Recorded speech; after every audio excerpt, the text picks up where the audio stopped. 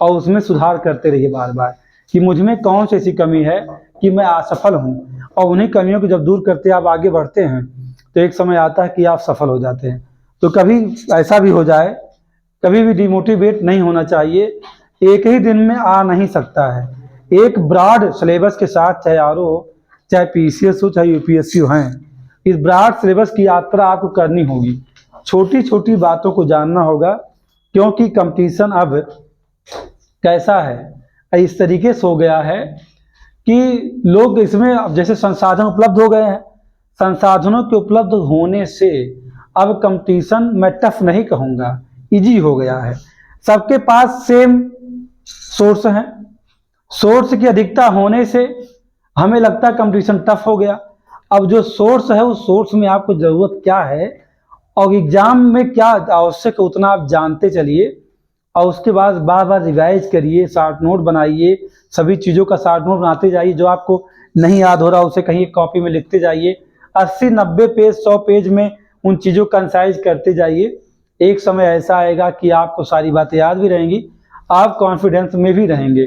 और एग्ज़ाम के 3-4 महीने 5 महीने पहले जब हम तैयारी शुरू करते हैं तो हम ये सोचते हैं कि हम जल्दी सिलेबस कवर कर लेंगे, लेकिन एग्ज़ाम अगर 4-5 महीने बचा हो तो 2 महीने की स्थिति ऐसी होती है कि उन 2 महीने रिवीजन के होते हैं, और हम अगर पहले ना पढ़े हों तो रिवीजन किसका करेंगे। तो इसलिए मैं आपसे कहता हूं कि आप पहले बिना घबराए क्या करिए, अपने सिलेबस को देखिए। अब एग्ज़ाम जैसे 10 दिन बचा है आर ओ का, आज 1 तारीख है और आपका 11 को क्या है आर ओ का एग्ज़ाम, 11 फरवरी को। आपको करना क्या चाहिए, आपको इस समय करंट अफेयर्स कम से कम 2 से ढाई घंटे, हिंदी कम से कम 2 से ढाई घंटे, और उसके साथ साथ यूपी और जनगणना को बार बार रिवाइज करना चाहिए। ये इतने सक्षम हैं कि आपको 50 से 60 क्वेश्चन आपको दिलवा सकते हैं। कौन दिलवा सकते हैं, इस आर ओ के एग्जाम में, यही निश्चित है। आप संविधान को छोड़ के रखिए, ज्योग्राफी, साइंस को, इन सबसे उन्हीं चीज़ों को आप सॉल्व करिए, और खास कर क्या प्रीवियस ईयर क्वेश्चन को सॉल्व करिए बस, और कुछ मत करिए। जिस चैप्टर में आपको लगता है ये मुझे इसमें विश्वास नहीं है, उसका जाके आप प्रीवियस ईयर सॉल्व कर लीजिए। चाहे पीसीएस का 30 साल का सॉल्व पेपर हो और चाहे पूर्वालोकन हो।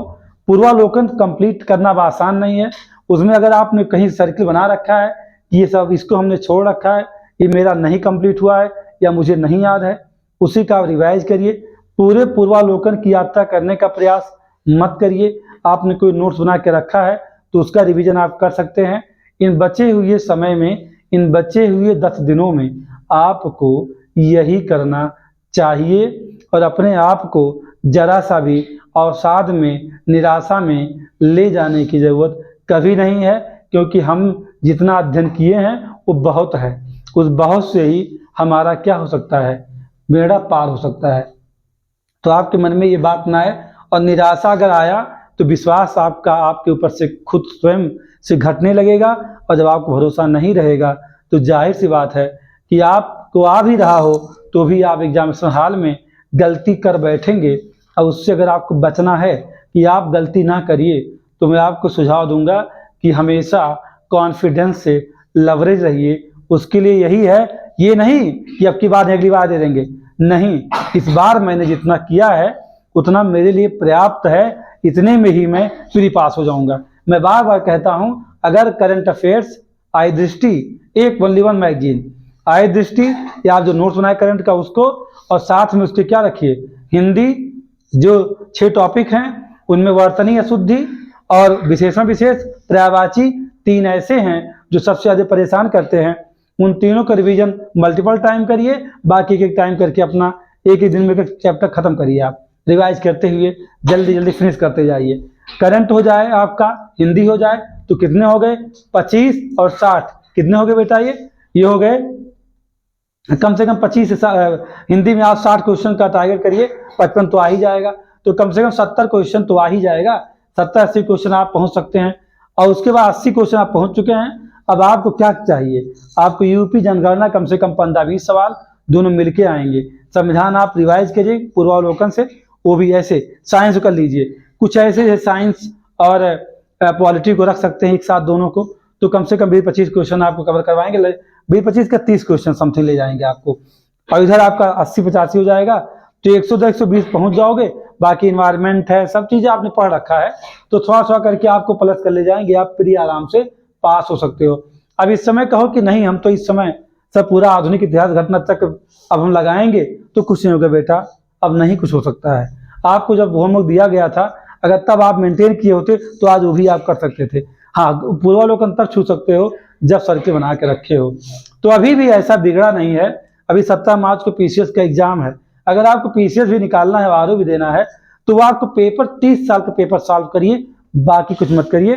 आजकल मार्केट में यूथ कंपटीशन और घटना चक्र वालों ने क्या निकाल रखा है, 30 साल का प्रीवियस ईयर निकाल रखा है, जिसमें आरओ पीसीएस को रखा गया है। घटना चक्र वालों ने निकाला है जिसमें आरओ और पीसीएस दोनों का रखा गया है।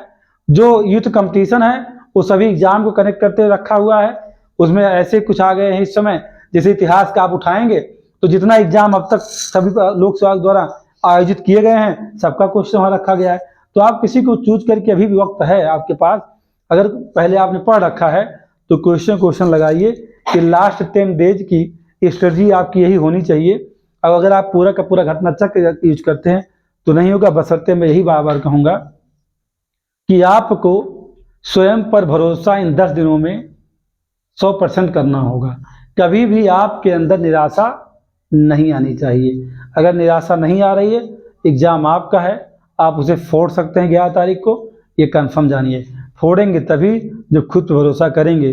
अगर आपके अंदर रंच मात्र का भी अपने ऊपर अविश्वास होगा तो आप असफल हो सकते हैं।